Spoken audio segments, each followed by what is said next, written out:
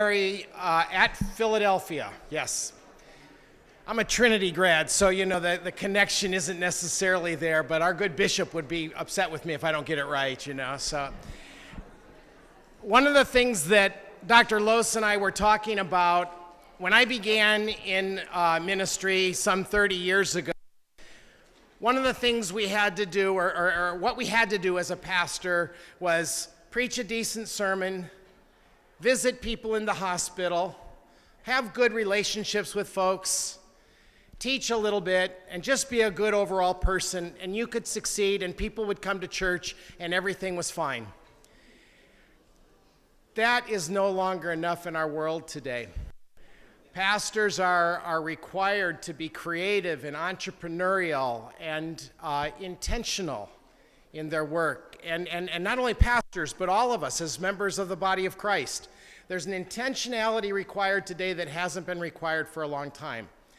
And we are privileged this weekend to have these two fine speakers with us to kind of raise thoughts and to get our heads wrapped around some of the challenges and what I also believe are the opportunities for ministry in the 21st century. So it is my privilege to welcome you to Briarwood, David, and he's going to share with us some thoughts along the questions, why don't my grandchildren come to church? David, welcome, and thank you. My pleasure.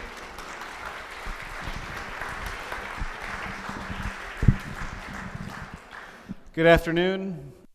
Is that feedback? Am I the only one hearing it? Those guys back there are saying, we got it. You got it. All right. Two brief kind of side notes. One, I was told Briarwood's just a little more casual than the Hilton, so shed the jacket and the tie. Hope that's okay. Second, yesterday when I started my sermon, I began by bringing you greetings from the students, the faculty, the staff at the Lutheran Theological Seminary at Philadelphia, where I serve now. But today I wanted to actually change that and bring you the thanks of those people, and I'm going to make bold to bring you the thanks of all of the 8 ELCA seminaries, the faculties and the staffs and students. I have found on my own that when I talk about seminary to folks who are not pastors, who haven't been to seminary, there's kind of two reactions. One, it's a new idea for a lot of people.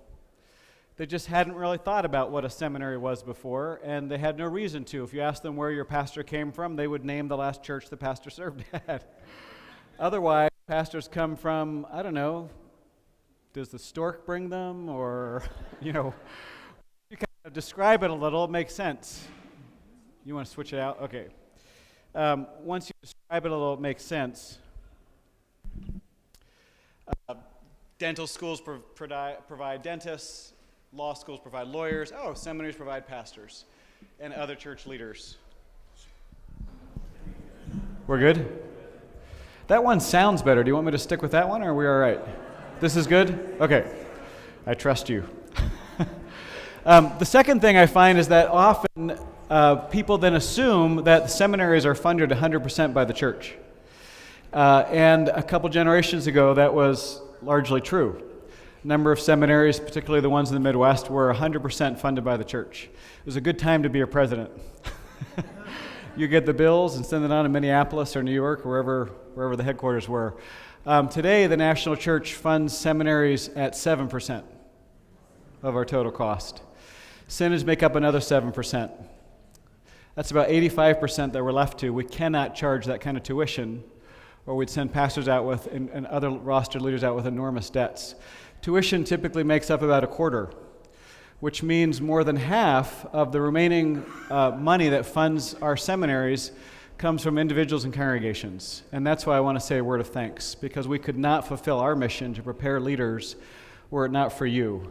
And also to encourage you as individuals and as congregations to support seminaries. We all have a vested interest in seminaries flourishing if, in fact, we want leaders into the future.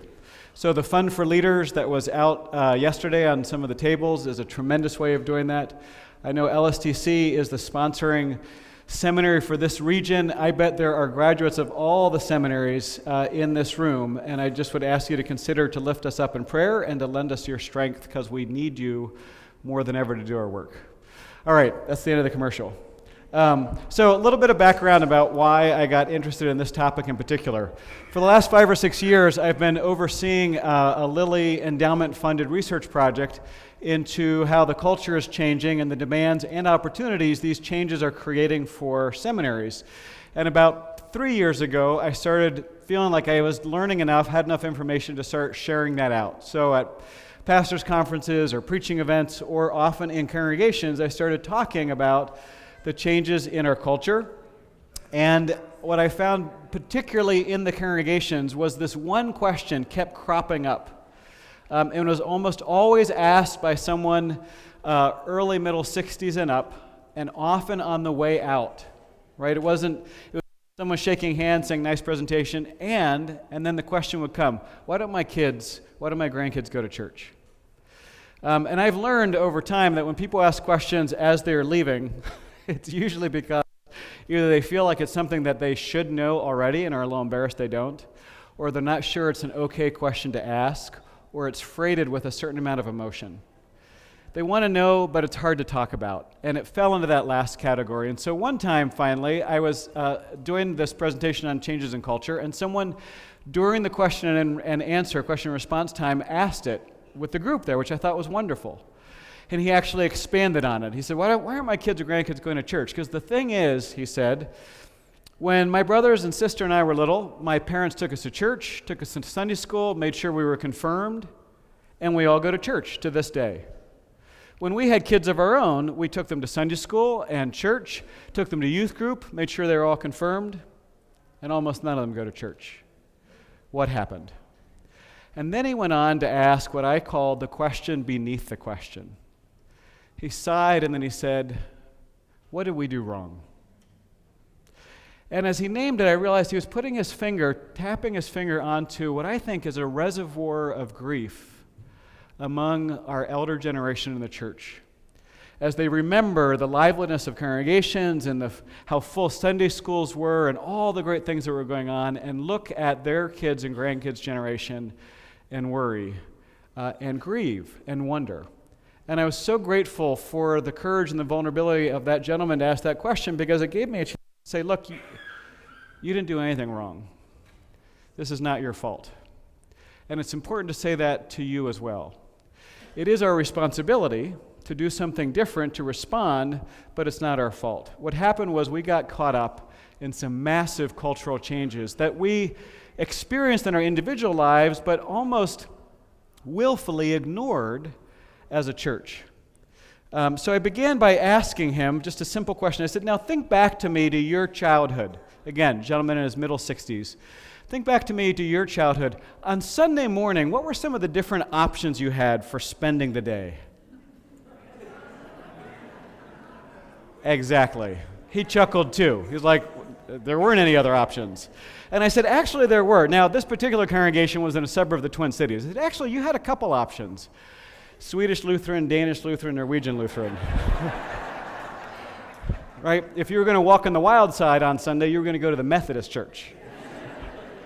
But you were going to go to church. Now, think with me about your children's lives or your grandchildren's lives. What kind of options do they have for spending their Sunday morning? And that very quickly got us into a conversation that would have ended if we hadn't drawn it to a close. There's so many ways of thinking about spending your time with family, catching up on work or email, all kinds of sporting events. And so I want to kind of think about these cultural changes, and the first one that I want to talk about in terms of what's changed in just 2 generations is that it seems like for a lot of us, life got a whole lot busier.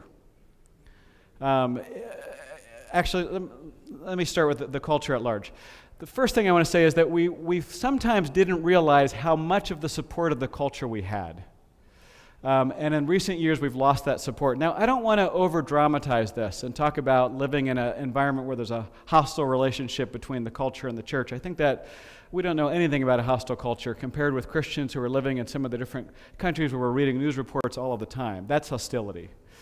I don't think we realized that for a very long time we had tremendous encouragement of the culture, that political leaders from Benjamin Franklin to Dwight David Eisenhower were actually encouraging people to go to church. Eisenhower is the one who said quite famously, I don't care what kind of church they go to, as long as they go to church.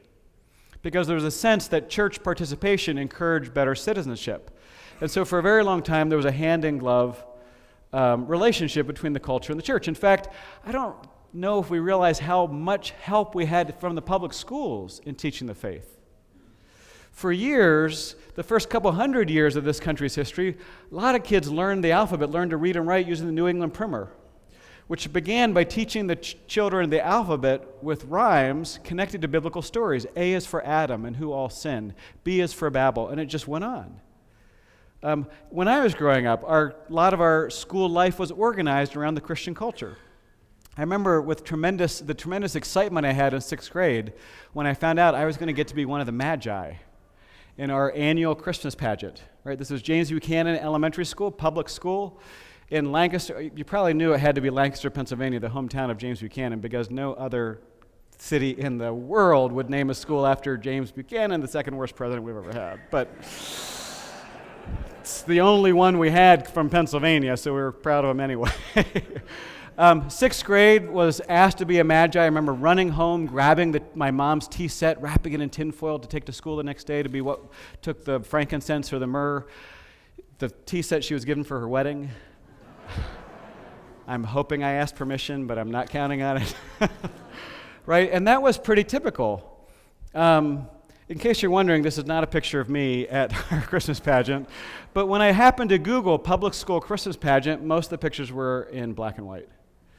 Now, I realize that their cultures still differ, that being urban and suburban and rural, pockets of the South or in Texas, Pennsylvania, and the Midwest may have different relationships between public schools, culture, and church, but by and large, the kind of catechetical supports that we assume from the culture have been greatly diminished, and for very good reason.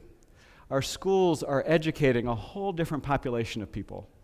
I realized a couple years ago, to my chagrin, that my children probably know more about the world's religions than I do, because they have friends who are in all these different religions. And so my daughter one evening when she was in 5th grade and was playing on the 5th grade basketball team, started teaching me, telling the family about some of the rules around Muslim customs of dress for women and girls, because one of her teammates, one of her good friends, who's Muslim, couldn't wear the school basketball uniform. And so they had learned, kind of through their daily association, all those differences. And she was now teaching us. In that kind of pluralistic environment, I can't imagine the God we know of vulnerability and the manger and the cross, assuming the public schools will just teach everyone the faith, regardless of their background. Right? So this isn't to pine for a nostalgic past. It's not to stir up the culture wars. It's just simply to recognize that a lot of that cultural support has diminished. And it wasn't only schools, of course, it was also the popular culture, television. I saw a year or two ago, shortly after Andy Williams died, a PBS special on the Andy Williams Christmas program. And I had known very little about that, but what I learned was for 25 years, Andy Williams and his brothers taught the American public the Christmas story in song and in biblical readings and in prayers. And it was a huge cultural phenomenon. This is where the Jackson 5 got their start, the Osmond brothers. It was big, and those things just simply aren't around anymore. A lot has changed in terms of the culture's relationship to the church. My question always, has the church changed? Have we picked up the slack in the way we form faith in our children? And I don't think so.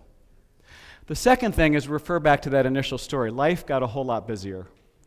In fact, one of the common phenomena across education levels, economic levels, ethnicities, is at least the perception that we're so much busier than we used to be. Think now again about the changes across 2 generations in terms of how we imagine the use of our time. In my parents' day, Sunday was entirely set aside for church activities. When I was a kid, we had rec sports, league sports, not school, but, we didn't call them traveling teams back then. We just had rec sports, but it always started Sunday at 1. All day Saturday, Sunday at 1. Today, it's all week long. It's just, and I'll confess, I'm one of those parents who have taken a Sunday to sit at the end of a pool as a volunteer timer for my kids' swim team, missing church because that's part of what was expected. Whether it's soccer or hockey, there's so much else. There is no more sense of Sabbath in the culture. In both senses, both in terms of a time for religious practice, but also no more rest. Back in the 1970s, Time magazine had a cover issue story looking forward to the 2000s. Do you remember all those that, it seems funny now, but all those articles and books about what the 2000s would be like, and now we've just blown by that. But it was kind of a big deal then. And in the 70s, the cover of Time magazine predicted that the biggest problem for people in the 2000s could very well be boredom. Seriously, there was this that we would be overwhelmed by boredom. Now think back to the context, early 70s. Computers are beginning to take popular shape. Not quite in every home, but doing more and more tasks. More and more factories are becoming automated. We're actually thinking now about employing robots in the workforce and other places. So there's this beginning of an imagination with computers, robots, machines. Everything's going to be mechanized, automized, done for us. What in the world will the people in the 2000s do? Right, we laugh now, sort of. It's sort of laugh or cry, your choice. More recently, I bet you will remember. Do you remember when email first started becoming a kind of a dominant way of communicating? And do you remember when it was initially, it was pitched as a time saver? No, do you remember that? Because we'd be saying to each other, have you seen this thing called email? We won't have to play phone tag anymore. And now for most of us, email is like the bane of our existence. I don't know about you, but every time I go away for vacation, I'm faced with two unsavory choices. One, either check email every couple of days to keep on top of things but never really get away. Or two, just leave the computer, leave it all behind, but begin dreading after 2 weeks the 1,000 messages in the inbox. We're just kind of overwhelmed by the number of opportunities we have, the number of obligations there are, the number of possibilities there are. In fact, one of the things that's most overwhelming today is the question of choice. We have so many choices in almost every area of our lives. When you walk into a Starbucks, any Starbucks, you have before you literally 84,000 possible ways to order a cup of coffee. And we as a culture have bought into the idea for a very long time that more choice is always better. And so our desire, whether it's a government or a school or a church with choice of programs or a company, is to offer more and more choices, assuming the more choices, the happier people are. And what psychologists have recently told us is that some choice is almost always better than no choice. But you quickly get to a point where you move beyond it, and that kind of amount of choice becomes overwhelming, debilitating, nerve-wracking. And that level of choice has led a significant cultural shift, which I describe as having moved from the age of duty to the age of discretion. Now, I want to unpack both of those terms a little bit because either one could be used pejoratively, and I don't want to do that. So when I'm talking about duty, I don't mean like, oh, this is something I have to do. I mean more culturally. For a very long time, much of what we did in our civic social lives was done simply out of a sense that we should do this, that we need to do this, that our parents did this, that we've seen other people do this. This is part of what it means to be a fill-in-the-blank, American, a Christian, all that kind of stuff. Whether it was bowling leagues or Rotary or Kiwanis or the military, think paradigmatically of the greatest generation. The nation calls and they respond. Much of our lives, including going to church, was done out of a sense of duty. That has entirely shifted in a relatively short time to what I would call the age of discretion. Now that term, what I mean now is think about phrases like discretionary time or discretionary income. It's whenever you need to make some choices, you need to exercise some discretion. And with the overwhelming number of choices in front of them, today's generation is trained to always be thinking about exercising their discretion. And so the constant question of the emerging generation is, what will I get out of this? Is this worth my time? Will there be a return on the investment of my time and energy? And some of us of an earlier generation just want to go shake our heads and talk about where's the sense of duty and all of that. And tons of ink has been spilled describing this emerging generation as one of the more egocentric, even narcissistic generations in a long time. And I want to frankly put all the pejorative value judgments to the side. Because I think when you live in a context of overwhelming choice, you have to learn to exercise your discretion or you will be utterly overwhelmed. And so when you think about that, then suddenly these questions of, am I going to get something out of this? Is it worth my time? Become pretty good questions because you're faced with an unbelievable number of choices. The sense of overwhelming choices, when I think about it, it reminds me of into Home Depot or Sherwin-Williams and naively asking, saying something like, we're thinking about painting our living room green. And then they hand you the color wheel. And you didn't know there were 248 shades of green. Mint green, spring green, lime green, fresh green, winter green. I mean, you're just kind of like, I don't know about you, but I give the wheel back like trembling. Like, I was thinking dark, medium, or light. How do you choose? Right? It's absolutely overwhelming. And it's not just paint color. It's about what you will wear, what you will do, how do you think about yourself vocationally, occupationally, spiritually, and all of the rest. And again, this incredible change in a relatively short time. When my mom went to college, Gettysburg College, about 60 or so years ago, in addition to being a wife and mother, which were simply assumed, she had before her two vocational choices. She could be a nurse or she could be a teacher, and she was a teacher. When my daughter Katie goes off to college in 3 or 4 years, she will have a nearly infinite number of ways of thinking about who and what she will be. That's the world we're in, and in that kind of world, it pays to think wisely about how you use your time, which means the emerging generation will not keep doing things like going to church just because their parents did.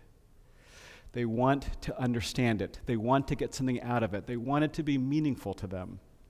So that in a culture of abundance, the one thing that's scarce is time. And more people feel stressed to make just those kinds of decisions. Now, sometimes, I'll be honest, sometimes when I'm talking with pastors, they don't always understand this. They'll say, oh, come on, look, I know things are busy, but are you telling me people can't find 1 hour a week for church? And if they're feeling particularly pious, they'll say, you mean people can't find 1 hour a week for God? And what I need to remind them is this is not just 1 hour a week. This is 1 hour of prime time real estate, because although Sunday mornings is not unscheduled, it's the least likely to be scheduled, which means a whole lot of us, having spent crazy weeks. Let me back up just a little. When we first moved to the Twin Cities, our kids were 4 months old and a little over 2.5. And we felt like we hit the jackpot, because as we looked around, we realized that within a 25-minute drive from where we were living in St. Paul, so many opportunities for our kids in terms of sports and music and enrichment and all kinds of things. And we just thought, like, they're going to have so many more things to do than we ever did. Now, remember, when we moved there, our kids were 4 months old and 2.5, which meant they weren't signed up for any of those activities. So push forward 7 years, and we're like spending hours upon hours in the car. We'd add it up every once in a while. We couldn't do it every week or it would depress us. And we realized we were spending 8, 10, 12, sometimes 14 hours additionally in the car, driving our kids places. Now, I enjoyed the time with our kids, but when you think about it, both of us are fully employed. That's an entire another work day or work day and a half. And you get to Sunday morning, and a lot of people who don't have to go to church because they're not the pastor have two conflicting reactions. The first one is, it's Sunday morning, and there's nothing on the calendar. And the second one is, we should probably go to church. And if you go, after that kind of week, you want it to matter. You want it to make a difference. You want it to connect to the rest of your week. You want it to help you make sense of the rest of your lives. And if it doesn't, you're not likely to keep coming. Third thing I want to talk about is that we are literally drowning in a sea of stories. Now, I think that in a lot of ways, stuff only makes sense in story. That almost anything pulled out of its narrative context makes very little sense to most of us. We interpret our lives, we think about our lives in story. And I think one of the great challenges is that we don't know our story very well anymore, the biblical story. We lost a lot of the help we had in the culture telling us. We're not in the habit of telling biblical stories the way a previous generation would have. Now, I don't want to give the idea that there was ever only a time when there was one story, right? When Paul's writing, all the way back to Paul, he knows the Jewish scriptures, he also knows Stoic philosophy. When Luther's writing, he knows the Bible inside and out. He also knows German folk tales and Aristotle. There's never been a time where there's only one story. But there was a very long time in Western history, up until quite recently actually, that the one story held the center of gravity. One story, the biblical story, the Christian story, was the point of reference to most of the other stories. In fact, if you were to get a PhD in English literature, even today, you are likely to start with the Bible. Reading it not only as great literature, but because, quite frankly, most of Western literature doesn't make sense if you don't know the Bible. So people from Chaucer to Hemingway could assume that the core narrative out there was the Christian narrative, and they could make reference to Lot's wife, or Blood, Sweat, and Tears, or A Pound of Flesh, all these references hooked into the biblical story. And that's simply no longer true anymore. It's as if the Bible, the biblical story, has shrunk in our imagination. But it's not just that it's shrunk. It's not, again, that we've done something wrong. It's more that there are so many other stories around it. This is just a few magazine covers I pulled off the internet one night. Some of them you'll recognize. They're a little more iconic, some less so. But what occurred to me as I was arranging them was that each of these covers taps into a larger story, what the ancients would have called the good, the beautiful, and the true. That is, each of these magazine covers has behind it a worldview. Will have something to say to you about what constitutes a good life. What's worth saving for? What's worth striving for? What's worth sacrificing for? And of course, it's not just what we're reading, it's what we're watching on television. It's not just what we're watching, it's what we're wearing, what we're driving, where we vacation. Think for just a moment about the power of emblem or logo. Right, we have an entire universe, whole alphabets made out of logos. It used to be a generation ago that a logo made a promise to the consumer about the quality of the brand. Logos still make promises, but today they're about the quality of the person you will be if you wear that shoe, about the quality of life you will have if you drive that car. Duke University did a study a couple years ago where they found out very quickly that the name of on a laptop or a brand shirt or shoes conveys today a similar amount of identity that in a previous generation a Star of David or a crucifix would have. Are you familiar with the term product placement? This is when advertisers pay a lot of money to make sure the lead character in a TV show or film reaches for a Coke, not a Pepsi, drives a Ford, not a Chevy. Do you know over the last 15 years what product has been most frequently placed in movies and television? I'll give you a little hint. I don't know if you can see this. Right, the Apple. And do you know how much Apple has paid for that privilege? Not a cent. You know why? Because every director knows that if he or she wants you to think the lead character is creative, just give him an apple. Which, of course, makes me feel only that much more affectionate toward my little machine. We are at this point of the game simply drowning in stories. There are so many big, meaning-making narratives out there that offer themselves to us as ways in which to think about our lives, spend our time, engage our commitment, and help us navigate this world. And amongst all those, the biblical story is just one. So we're at this kind of interesting time when the emerging generation will not commit themselves to something if they don't understand it and see the difference it's making. And I should say, among the other things people are saying about this emerging generation, they're also saying they're among the most generous in the last century and the most committed to making a difference with their lives. So there's a tremendous opportunity, and one that's very interested in issues of mystery, the divine, of spirituality. But they want to know the story. They will not go because their parents went. They want to see how it makes a difference. So there's a way in which we've never needed to know our biblical Christian story more and have ever had less help in telling it. So what can we do about it? Well, what I want to do with the time that we have left is to reframe, to think a little bit differently about this context, because our tendency is just to see it as this problem, kind of insurmountable. Or to come up with a whole new host of programs, as if today's families really need more programs in their lives. I want to instead kind of reframe and think about things differently. Now, what I mean by reframing, for me, I always think of the Gestalt pictures as a good example of reframing. Because, right, you can see two faces or a chalice in between, but you can't see both at the same time. You have to choose what to focus on, and you can reframe at will. You can see an old woman from the side or a young woman from behind. But not both. You have to make a choice. What are you going to focus on and frame? Or, I love this poem by a 17th century Japanese poet. Barns burned down. Now I can see the moon. Both are true. Which one will we focus on? If we can begin to reframe our situation, then we can also reconsider. We can think differently about some of the things we've assumed. We can put some of our traditions on the table, realizing that the way we've always done it is not the way we've always done it. It may be important to us, it may serve well, but we can reconsider that. And that's what I'd like to invite us to, a series of reconsiderations. So the first thing I want to reconsider is the very nature of our situation. Because the tendency will be for us to imagine that the scene in front of us, the dramatic shift in the culture, is a problem to be solved or a puzzle to be figured out. And that's for good reason. We are inherently very good puzzle solvers. Evolution favors beings that can solve problems. And our tendency is to see a challenge and think about it in terms of a problem, which means what we want to do is collect more information and come up with a response. And that works as long as you're in a stable, contextual setting.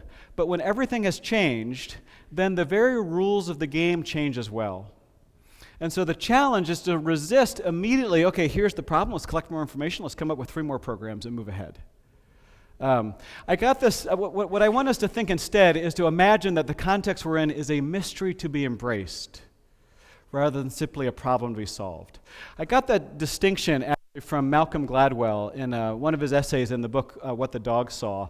And he borrows it from a military tactician who defined it this way: problems assume a stable context, and the way to solve problems is to collect more information. Mysteries are when the situation has changed so much, not only will new information not help you, it may confuse you because you interpret it along the lines of the old paradigm. So the example that he gave, the military tactician gave, was, here's a problem. Where is Osama bin Laden? Right? That was a problem, a puzzle to be solved. And eventually they collected enough information and they found him. A mystery was more, what will a post-Saddam Hussein Iraq be like? We entered Iraq thinking it was a problem to be solved. We discovered when you pulled Hussein out of the equation, everything changed, and now it was a mystery to be embraced. That's what I would like us to imagine. Mysteries can't be solved, at least of the non-whodunit type. Mysteries can only be embraced, which means the thing we need to do right now in this context is walk around and pay attention and ask questions and learn to love the world we're in, trusting that if we do that, God will suggest appropriate ways of thinking, being, and acting in that new world, which God has also fashioned and created. Which leads me to the second thing I want to reconsider. I want to reconsider the way we think about intelligence. In particular, I want to urge you to consider that questions are your friend. And I think we all nod our heads now about that proposition, but in our daily lives, we are often a little bit shy about asking too many questions because we feel like if we ask a lot of questions, people might think we don't have any answers. They might think we're not all that smart. I'm kind of a huge fan of the guys who wrote Freakonomics, those series of books, and I listen to their podcast regularly. And in their podcast and in their latest book, they will say that in their opinion, they do a ton of consulting with Fortune 500 companies. In their opinion, the most debilitating aspect of U.S. business culture is the inability of employees to say, I don't know, and to then ask questions. Because the concern, the business culture is simply if a boss asks a question, you got to give an answer, because if you don't, you're going to look incompetent and could lose your job. And the challenge, of course, with offering answers when you don't really know the answer is you spend a lot of time, wasted time, on bad solutions. But even more debilitating, you have nothing to learn. As long as you think you have an answer, why would you learn more? So I want to think about intelligence differently, because typically, here's how we think about intelligence. Here's a guy, I'm just going to put him up there, and for fun, I'm going to call him the thinker, just for fun. And I'm going to ask you to imagine that thought bubble holds everything the thinker knows, right? And that's typically the way we think about intelligence. Intelligence is the collection of all the stuff you know. But for just a moment, this time, in this act of reframing, reconsidering, I also want you to notice the perimeter of the thought bubble, because if you're intentional, you also know that there's lots of stuff you don't know. And so the perimeter of the thought bubble is all the stuff that you know you still have to learn. It's the area of mystery. It's knowing what you don't know. All right, so second thinker, friend of his, comes along, knows a whole lot more. And so we assume, yep, more intelligent. But just for a moment again, notice what happens to the perimeter. That's gotten bigger too. Can it be that the more you know, with a measure of humility, the more you know you don't know, and the more you have to learn? And can we imagine that intelligence isn't simply all the stuff you know, but rather your eagerness to learn more, your curiosity, your awareness of mystery? If so, then we can reclaim the power of 3 powerfully overlooked words: I don't know. Not only that, we can follow up with 4 more. What do you think? Because the minute we've done that, we've started multiplying the possible resources and experience and insights all around us, and we are forming a community.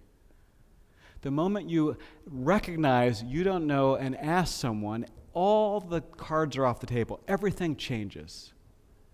I'm amazed at how many congregations, when I work with congregations and have done some consulting with congregations, they'll ask the same question. And we used a survey tool, actually, that would invite congregations to kind of choose from a list of like 20, 25 options, the things they hope for their congregation. Across the board, the same one is always their top choice, to the point where I asked finally the designer, can you just take it off the questionnaire? It's useless. It's because among those 25 is attract more young families with children. And it's like I haven't heard a congregation yet say, yeah, we don't want that. We're done. No, everybody wants that. And so the question I'll get repeatedly is, how do we do that? How do we get more young families? How do we get the teenagers to come to church? How do we get the 20s and 30s who aren't coming to come? How do we? And my answer back is always the same. Have you asked them? Never thought of that. Why? I don't know. I think it's because we're not even aware of what we don't know. Or even more, we're worried that the answer will be kind of unflattering because your worship's boring, because I don't get much out of the sermon, because I don't feel very welcome there. But our church is such a friendly church. Right? I mean, again, most of our churches identify as being a friendly church. I yet heard a church yet boast of saying, yeah, we're unfriendly. We know who should come. We're glad we're here. The rest aren't interested. No, we all kind of think we're friendly, and we're worried other people don't experience us that way, so we don't ask. And so one of the things I've just told congregations, look, I don't even want to talk to you anymore unless you are willing to engage people you are hoping will come in those kinds of conversations. Why aren't you coming to church? Now, I know it's tense and it makes us nervous, or what would make church interesting to you, worth your while? What would you like to contribute? What would you like to see happen here? And begin engaging those conversations by admitting that, you know what, we don't know. We really don't know how to be church yet in this new kind of cultural context. We have ideas, we have hunches, we have practices, we're trying things out, but this is a time for intense exploration, questions, experimentation, because things have changed so much. And our tendency is to do what we've always done, just a little better, to the point of exhaustion, and then wonder why it doesn't work. All right, third thing I'd like to reconsider is the nature of faith. Somewhere along the way, we bought into the idea that faith is about ideas. Faith is things you should believe. Faith is a list of doctrinal statements, pretty much summarized by the Creed, even though when push comes to shove, when most of us are reciting the Nicene Creed, if we're going to tell the truth, and this includes the pastors in the room, we don't understand everything that it means. Right? It's couched in the language of 4th century Greek philosophy, being and not being, begotten of the Father, light from light. Come on, really? The Trinity, we think my line is, if someone tells they understand the Trinity, they're lying. Or greatly overestimate their own intelligence. Augustine didn't understand the Trinity. Right? So we tend to think, though, about the faith in those kinds of terms. And I want to invite us to think it again in the biblical terms, the Reformation terms of trust. The kind of trust that invites you to do some amazing things. That faith finally isn't nodding your head in assent to certain propositions, but rather more the kind when you say, I have faith in you. I believe in you, highly relational and experiential. Which means, among other things, that faith is not about having all the answers. And I think if we can't imagine welcoming people with their questions and their doubts and their wonder in the congregation, we don't have much of a future. And if we don't, we're being oddly, sometimes in our attempts to be most protective of biblical truths, we end up acting in incredibly non-biblical ways. I mean, one of the interesting things to me about the resurrection stories, if you look at the resurrection stories from the four Gospels, you recognize immediately there's all kinds of interesting differences and details there that kind of help us think about some of the convictions of the particular gospel writer. But one thing they're absolutely bedrock the same on, and that is that nobody expected Jesus to come back. Even though he had told them multiple times, I'm going to die and then I'm going to come back again. They're all surprised. Nobody believes it. In fact, when the women in Luke's gospel come back from the empty tomb and they tell the disciples the good news that the angel has told them to share, our Bible, our translation says, and the disciples dismissed it as an idle tale. An idle tale there is a whitewashing of the Greek. The Greek word is leiros, and it's the root of our word delirious. So when the women come back and share the good news that they were commissioned to tell by the angel, the disciples, the men, and I'm making no gender generalizations, I swear, the men write it off and say, you must be out of your freaking mind. Right? Nowhere in the Gospels did the disciples say when Jesus appeared, welcome back. We've been expecting you. In fact, I thought it was going to be sunrise. It's the evening. What's going on? No, they're all across the board disbelieving, doubting, terrified, afraid. Which might be the kind of community that we might want to fashion. Places where all those reactions and more are welcome. For me, it's helpful to remember that the earliest Christians weren't called Christians. Do you know what they were called? People of the way. I love that name. People who are following in a way. People who are trying to be Jesus. People who were trying to be like that. They knew they were people of the way, and they knew they were people on the way. They had not arrived. Sometimes that way, that path was beautiful and joyful and celebratory. And sometimes it wasn't. But throughout, they were people on the way. So the question, I think, becomes, how do we provide a wide welcome to our kids? How do we open up room for them to explore and wonder and doubt? When my daughter, Katie, was about 8 or 9, and it's interesting the way kids work. My oldest is much more kind of keen to go to church and be part of youth group. My younger one's more skeptical, but she's also more theological. So it's Easter Sunday. She's 9 years old. We live literally a block from the church. We are running late because whenever you live close, you take time for granted. We're hurrying in. We're coming late to Easter Sunday, which means what? We got to sit up front because all the good seats are taken. So we're sitting all the way up front, literally from here to the preacher.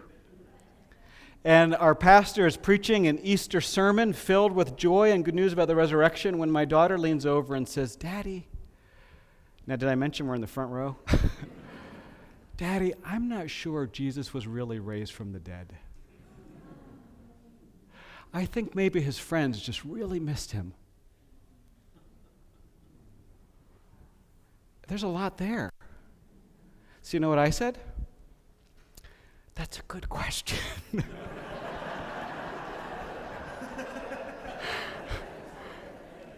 Can we talk about it after worship?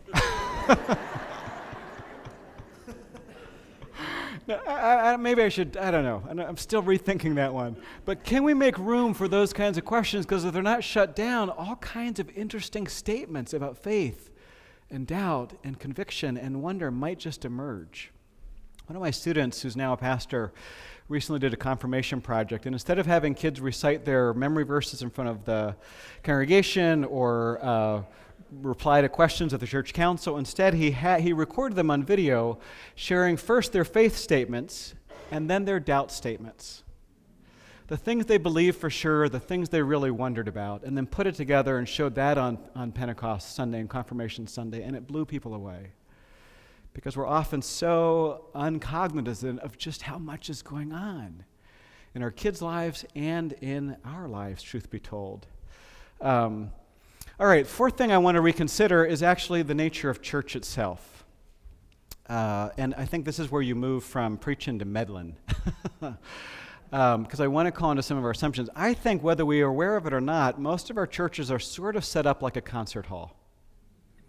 Architecturally, actually, we come to church looking forward to a performance. And I don't mean that pejoratively. I mean in the sense that one person is doing most of the work up front. A performance of the faith, a competent, hopefully inspiring performance of the faith on our behalf, with us, for us. And we are audience. Now, I know we participate in kind of a scripted way, and we know our greetings and things like that, recite the creed, but it's kind of like a concert hall. And I think that actually really worked when the whole culture took some responsibility for forming Christians and sending them to church. Now, I know we used to kind of complain about the environment. In fact, a generation ago, pastors would often complain about the culture, that it was only nominally Christian, right, with the emphasis on nominally. Now we look back at that time rather nostalgically and think at least it was nominally Christian. That worked in an environment where the culture took a certain amount of responsibility. It does not work anymore when our emerging generation needs to know the story themselves. The congregation itself has to be responsible for forming faith. The congregation has to be responsible for equipping people to live and think as Christians out in the world. For a very long time, church has been a spiritual destination. And we need to change that. And I haven't come up with a metaphor yet. The one I like, I know doesn't really work. And that is, I want us to think about church less as your destination and more as the interstate rest stop. Now, you know why it doesn't work, because you all just started thinking about those dirty bathrooms. You're like, oh, I don't want church to be like that. I don't want church to be like that. Right? I get it, but here's the thing. You don't stop there for the restrooms or for the food or for the beautiful scenery. You stop to get filled up and to get back on the way again. Can church be that? That you come to be fed and nourished and equipped and then sent on your way because you have been trained to look for God out in the world. That's where God is, in the household, in the workplace, in our places of volunteering. So can we shift our metaphor from church as concert hall to church instead as community music school?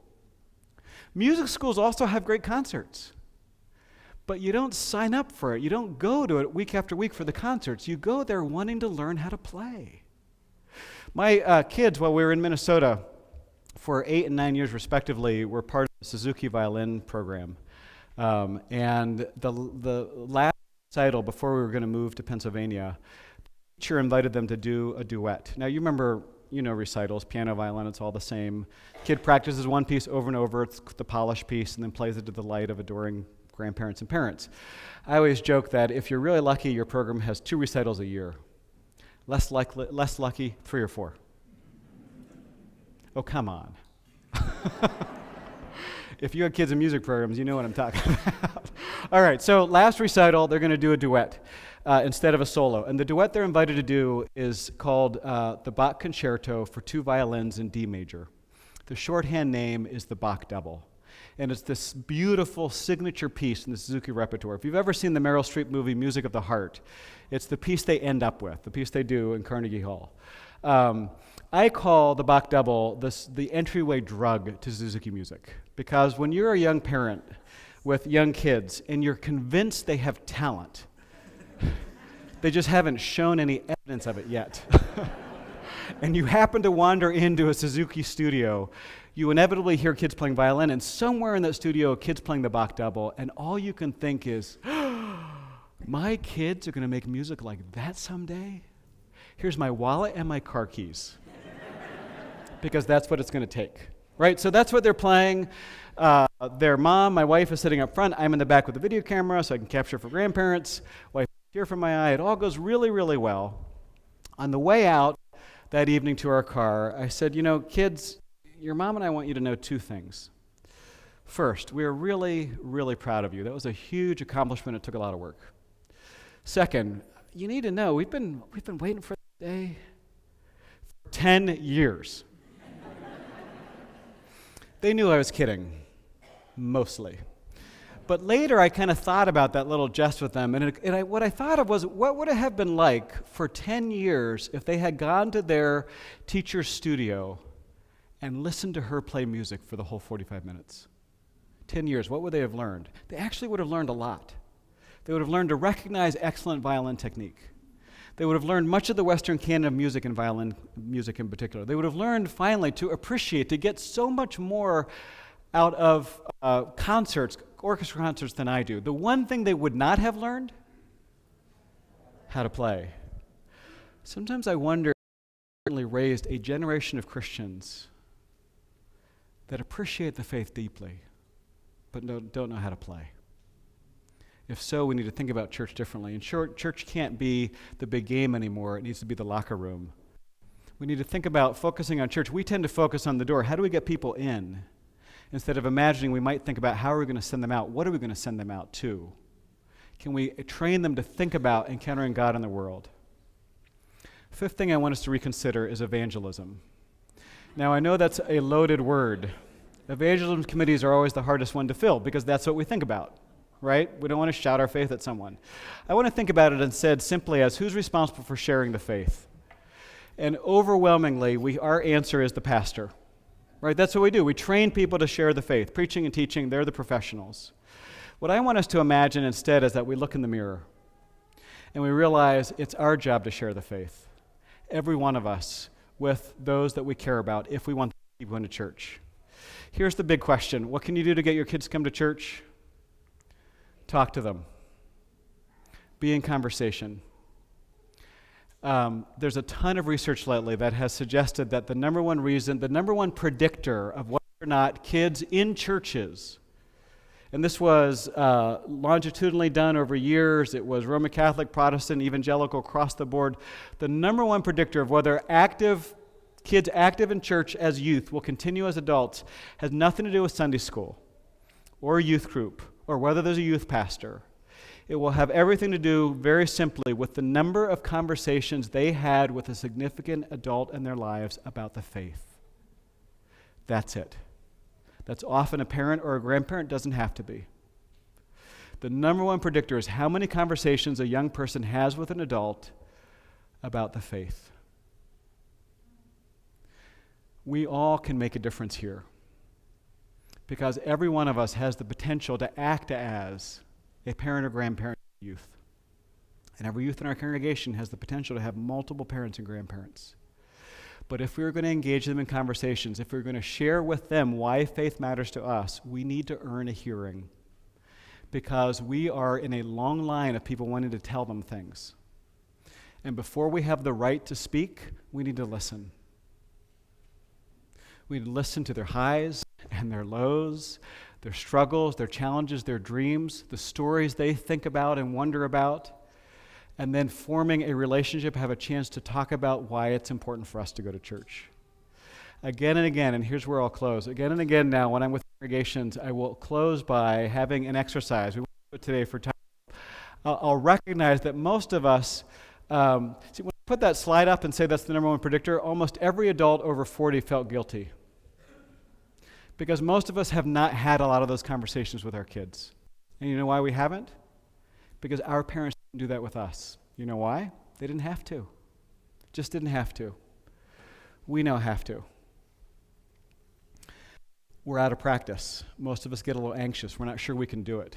And so often now I will practice that by having people turn to someone near them and just say, what's important about your faith? Or what's important about church? Why do you care about going to church? Why do you think it's important to you? It might be important to someone else. And just have a chance to practice. The very first time I did this was in a congregation in Colorado. And on the way, they were really good about it. You know, we're all nervous. They tried it for a little while. No cracks in the floors. Everyone made it alive. When it was done, gentleman was walking out, middle 70s. Behind him was his wife. He was stooped over by age. On his way out, he looked up at me and he said, I just want to say thank you.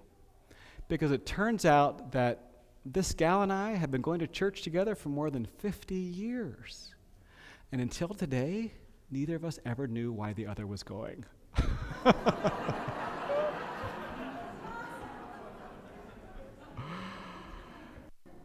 I know the challenges in front of us are huge. I also know the opportunities are just as big. There is no that 20 years from now, the church is going to be smaller. Just the demographics are overwhelming for at least the next 10, 15, 20 years. But here's the question. that could be far more vibrant. We can't control the size. We can absolutely influence the energy. And my hope is that through our time together here, but even more in your congregations, we will gather together and pray and fellowship and practice and live into the future that God has fashioned for us. It is, I know, not easy work to do, but it is good work worth giving your life to. And I am so grateful that you have done just that. Thank you. Even more, thank God for you. Amen. Thanks.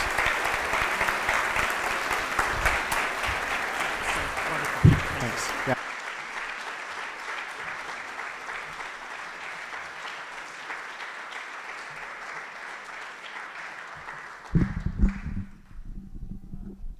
Thank you, David. We really appreciate your sharing with us and being with us again. And you'll be leaving today. Am I correct? Am I right?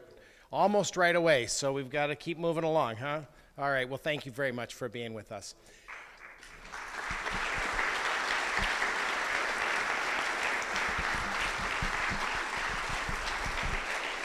Thank you.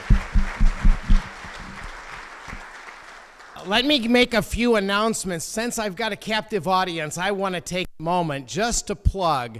I know you're having a good time today. This is a beautiful place. This is Briarwood. This is our place of ministry where lives are changed. God is fully present. And so I do want to encourage you to go back to your congregations and encourage your young people to sign up for summer camp. All of it's online these days, so it's a very simple thing to sign up and come. briarwoodretreat.org, register online. I will tell you that we have already our entire summer staff hired. It's the first time we've had our summer staff hired at this early date in our history. So we have a full summer staff. We have the largest summer staff we've ever had. We have the most day camps we've ever had. And we're striving for the largest number of attenders we've ever had in a summer. So help us make that happen. Help us make this summer one of the best summers in the history of Briarwood. It's coming.